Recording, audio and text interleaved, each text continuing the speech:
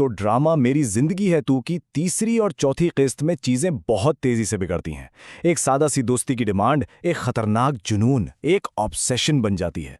चलें देखते हैं कि आखिर ये कहानी इतना डार्क टर्न लेती कैसे है और इसके पीछे की वजह क्या बनती है। कहानी की शुरुआत में ही आयरा की ये अल्फाज इस रिश्ते की पूरी हकीकत बता देते हैं।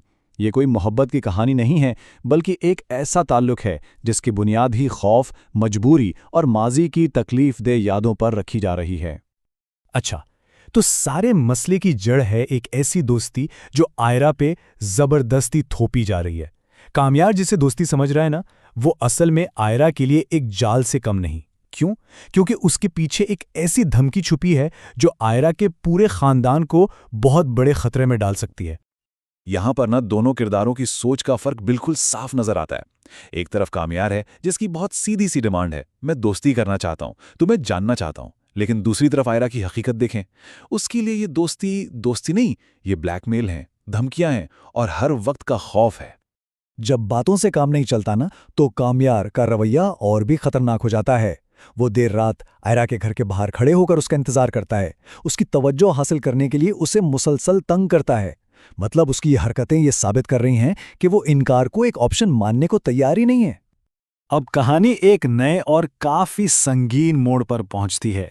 कामयार अचानक गायब हो जाता है, जिसकी वजह से पुलिस बीच में आ जाती है और हालात जो हैं वो काबू से बाहर होने लगते हैं। पूरी रात गायब रहने के बाद कामयार के जो बाअसर वालिद हैं, वो पुलिस को लेकर सीधा आयरा के घर पहुंच जाते हैं। अब आयरा और उसके वालिद कानूनी तौर पर शक के दायरे में हैं और उन पर कामयार की गुमशुदगी में मुलव्वस होने का इल्जाम लग जाता है। तो कामयार की असल चाल है क्या यहाँ?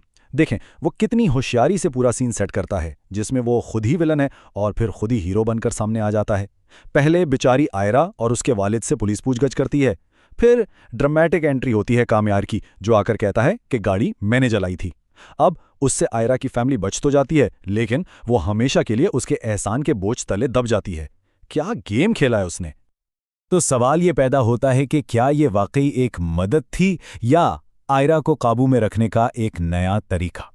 कामयार के इस इक़दाम ने उसे हीरो नहीं बनाया, बल्कि आयरा को अपने शिकंजे में और भी मजबूती से जकड़ लिया है।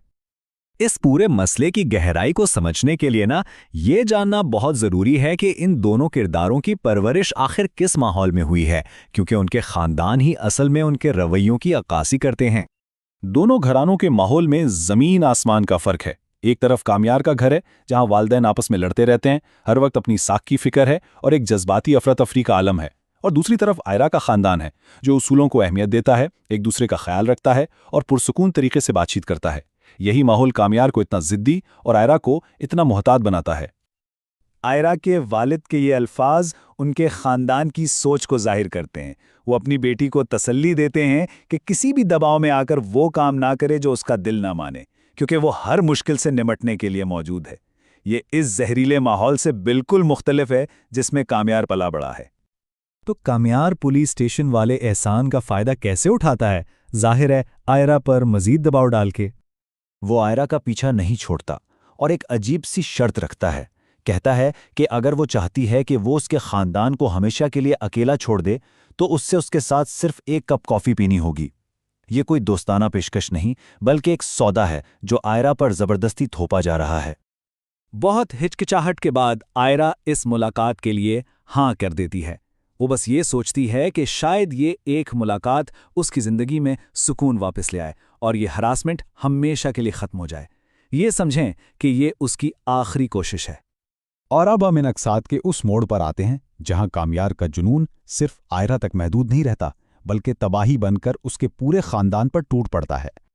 कहानी में एक अच्छी खबर आती है जब आयरा की बहन फलक के लिए एक साथी डॉक्टर इश्तियाक का रिश्ता आता है। पूरा खानदान इस रिश्ते से बहुत खुश है, लेकिन उन्हें ये नहीं मालूम कि ये खुशी बहुत ही आर्जी है। जैसे ही कामयार को इस रिश्ते का पता चलता है, वो सीधा इश्तियाक के पास उसके क्लिनिक पहुंच जाता है। ये इस बात का सबूत है कि उसका जुनून अब सिर्फ आयरा को हासिल करना नहीं, बल्कि उसकी ज़िंदगी से जुड़े हर शख्स को कंट्रोल करना बन चुका है। कामयार इश्तियाक से जो झूठ बोलता है, वो उसकी खतरनाक जहनियत को जाहिर करता है। वो कहता है, वो मेरी गर्लफ्रेंड है, तुम्हारे लिए बेहतर है कि पीछे हट जाओ। अगर ज़बरदस्ती शादी कर भी ली तो वो रहेगी मेरी ही। सोचें, वो एक बेगुनाह की जिंदगी तबाह करने के लिए एक झूठा रिश्ता बना लेता है। कामयार की इस हरकत का नतीजा बहुत तकलीफ दे निकलता है। इश्तियाक का खानदान बगैर कोई वजह बताए रिश्ते से इनकार कर देता है, जिससे फलक का दिल टूट जाता है और उसे बहुत रुसवाई का सामना करना पड़ता है। जब आयरा इश्तियाक से बात करती है तो उसे कामयार की धमकी के बारे में बता देता है, और आयरा का जो सबसे बड़ा डर था वो सच साबित हो जाता है। तो आखिर में सवाल बस यही रह जाता है कि कामयार के इस जाल में उसकी इस सो कॉल्ड प्रोटेक्शन में फंसी हुई आयरा आखिर जाए तो जाए कहाँ। वो इसी शख्स के रहमो करम पर है जो उसकी सबसे बड़ी मुसीबत है। अब उसका अगला कदम क्या होगा, ये एक बहुत ही बड़ा सवालिया निशान है।